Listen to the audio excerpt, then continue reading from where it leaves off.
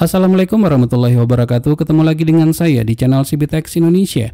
Di video kali ini kita akan melakukan review salah satu dari receiver keluaran terbaru dari GT Media, yaitu GT Media V9 Prime. Tentunya ini juga sudah pernah kita lakukan unboxing dan review singkat juga. Bagi yang belum sempat untuk menontonnya, linknya terdapat di pojok kanan atas video ini. Pertama kita akan lihat dulu dari spesifikasi adaptor yang digunakan. Adapun spesifikasi outputnya itu adalah 12 volt 1,5 ampere. Jika diganti dengan yang menggunakan 2 ampere, asalkan outputnya adalah sama 12 volt, tidak akan jadi masalah. Untuk housingnya ini atau casingnya ini terbuat dari plastik dan plastiknya cukup solid ya, bukan merupakan plastik yang abal-abal. Begitu juga dengan kabel yang digunakan. Kabelnya ini juga merupakan kabel yang berkualitas baik. Dan kemudian untuk remote control yang digunakan oleh receiver ini mengingatkan saya ke remote control yang digunakan oleh receiver GT Media V7 Pro, sangat identik sekali. Dan ini juga sama seperti yang digunakan oleh GT Media GT Combo. Yang bedakannya dengan GT Combo hanya tombol SAT ini saja. Seperti yang disebutkan pada video sebelumnya, di mana remote control ini memiliki fitur infrared learning function. Jadi dapat digunakan sebagai pengganti remote televisi. Bagaimana caranya? Ada pada bagian sisi belakang remote controlnya ini ataupun pada boxnya. Untuk baterainya sendiri menggunakan 2 buah baterai AAA. Tombol-tombolnya cukup empuk ya, terbuat dari karet sehingga dia tidak licin. Terdapat juga lampu LED indikator pada sisi bagian atasnya ini. Dan ini juga berfungsi sebagai tombol power. Jadi tombol manapun yang kita tekan maka lampu ini akan menyala. Dari segi desain saya cukup suka, begitu juga dari segi quality build up-nya, terbuat dari plastik yang cukup solid. Dan ini merupakan receiver dari GT Media V9 Prime tersebut, cukup kecil ya dari segi dimensinya. Untuk quality build up ini cukup bagus ya, terbuat dari casing, materialnya itu adalah plastik, tapi plastiknya ini adalah cukup solid. Nah, desainnya bagi saya sih ini sebenarnya kalau masalah desain masalah selera. Kalau saya pribadi sih cukup suka dengan desain yang seperti ini. Cuman yang menjadi fokus komentar saya di sini adalah desain untuk ventilasi udara yang digunakan. Ventilasi udaranya ini ala kadarnya kalau saya melihatnya. Karena dengan desain yang seperti ini hanya terdapat pada bagian sisi-sisi pinggirnya ini saja ya, walaupun sekeliling. Sepertinya sirkulasi udara tidak akan lancar. Tapi walaupun demikian tentunya mereka sudah mempertimbangkannya ya. Nah, apabila menggunakan misalnya adalah cooling pad, ada baiknya cooling padnya itu adalah meniup bukan menghisap. Dan ini tentunya juga bisa kita centalkan di dinding, ada centelannya, ada pad-pad karetnya juga. Dan seperti yang saya katakan tadi, padnya ini terbuat dari karet, tidak ada ventilasi pada sisi bagian bawahnya ini ya. Lalu dari segi performance gimana ya GT Media V9 Prime ini, apakah sesuai dengan harapan kita? Nah, untuk mengetahuinya kita akan segera saja untuk mencobakannya. Untuk booting jauh lebih cepat 14 detik jika dibandingkan dengan GT Media V8 Ultra HD. Waktu booting receiver ini adalah 12,8 detik saja. Sangat cepat sekali. Hampir sama dengan lineup GT Media lainnya. Tampilan user interface cukup simpel, lebih detail dan mudah dipahami. Dilengkapi dengan informasi yang lebih lengkap terkait dengan channel yang sedang aktif. Perpindahan channel pun sangat lancar, baik channel free to air maupun yang bukan. Terdapat 2 pilihan mode, yaitu freeze dan blank screen. I really like how he comes over that front foot from adult in front of the referee. So if you raise your arm like that. Ciri khas dari GT Media, untuk tampilan APG-nya sangat simpel. Informasinya lengkap, tertata dengan rapi. Jika mendukung, tersedia susunan dan sinopsis acara, maksimal untuk 7 hari ke depan. Tombol favorit pada remote control memberikan kemudahan untuk mengelompokkan channel yang sedang ditonton sesuai dengan selera pengguna. Tim TV One mengabarkan. Saat tombol menu pada remote control ditekan, maka tampilannya adalah seperti ini. Terdapat tab Install, Channel, App, IPTV, dan Setting, serta beberapa quick button di posisi kiri bawah. Pada pojok kanan bawah terdapat informasi perakiraan cuaca. Untuk kota dapat diatur pada tab App dengan pilihan Weather, fitur yang tidak dimiliki oleh setiap receiver. Selanjutnya kita coba lihat pilihan masing-masing menu pada receiver ini. Kita mulai saja dari tab Install. Pada tab Install kita dapat menemukan DVB yang didukung, yaitu DVB S, S2, S2X, dengan beberapa sub pilihannya. Dari informasi DVB ini, jelas receiver GT Media V9 Prime mendukung multi-stream. Kedua, tab Channel. Pada tab ini sama seperti receiver GT Media atau receiver merek lainnya. Ketiga, tab App. Terlihat beberapa aplikasi yang didukung, seperti YouTube dan seterusnya. Keempat, tab IPTV. GT Media V9 Prime mendukung Web TV dan Extreme. Silakan berlangganan akunnya untuk mendapatkan Active URL. Kelima, tab Setting. Merupakan tab pengaturan utama seperti Network Setting, Language, TV Setting, Timer Setting, Parental Lock, System Setup, dan CA System. Untuk dapat terkoneksi ke jaringan internet, pilihannya sangat lengkap. Bisa dengan melalui Ethernet port dengan menggunakan kabel LAN, built-in Wi-Fi, dan dengan menggunakan USB modem 3G.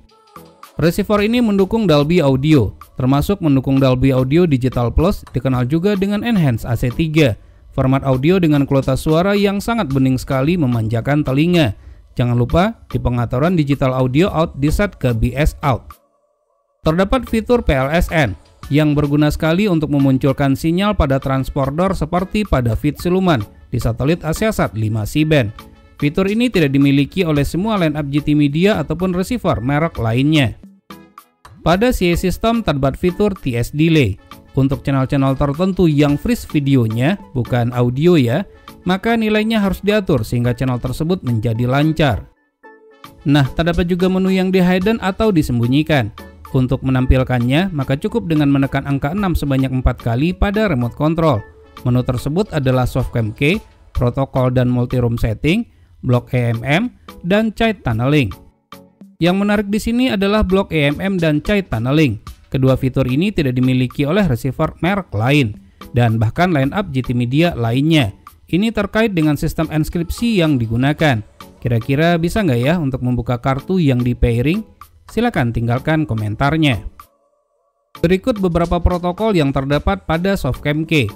Terdapat BIS, MG-BIS, Powerful, Thunderbird, dan pilihan lainnya. MG-BIS berfungsi untuk mengetahui kode BIS key yang didapat dari hasil auto-roll, dan tentunya tidak semua receiver memiliki fitur ini, termasuk beberapa line-up GT Media lainnya. Fitur ini banyak dicari oleh pengguna receiver parabola. Untuk CC Cam dapat dilihat pada menu protokol. Selain CC Cam, receiver ini juga mendukung New Cam dan MG Cam.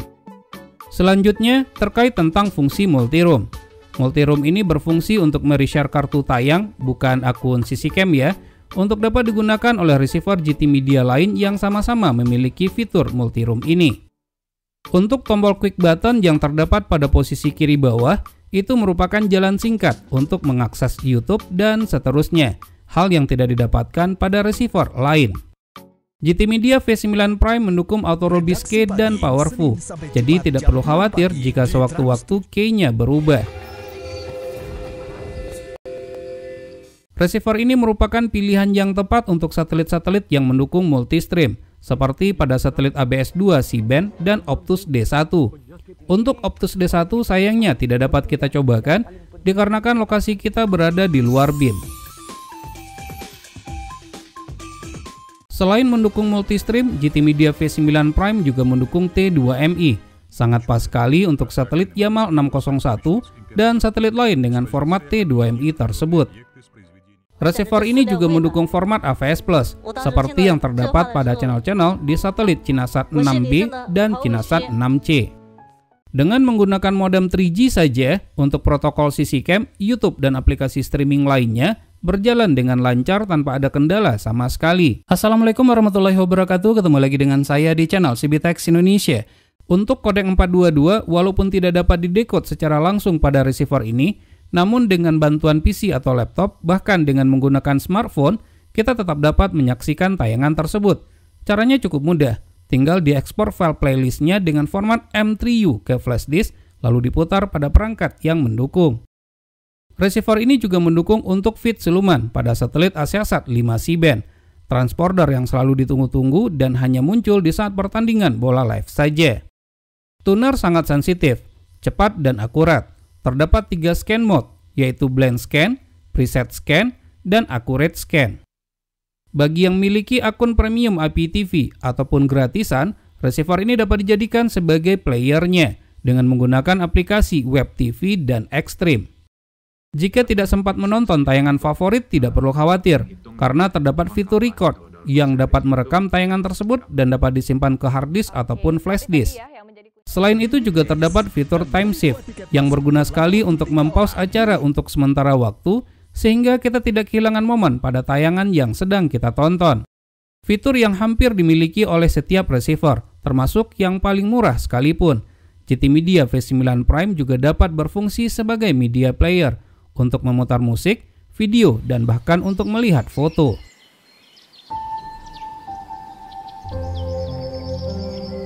Tidak lengkap rasanya jika tidak terdapat fitur DLNA. Fitur ini berfungsi untuk mengcasting video yang diputar pada smartphone ke layar televisi. Di saat yang bersamaan, smartphone tersebut dapat digunakan untuk keperluan lainnya, seperti Facebookan, WhatsApp, dan seterusnya. Nah, berbicara tentang smartphone, dengan menggunakan aplikasi GT Share dapat di-download di Play Store, maka kita dapat menonton tayangan televisi pada smartphone.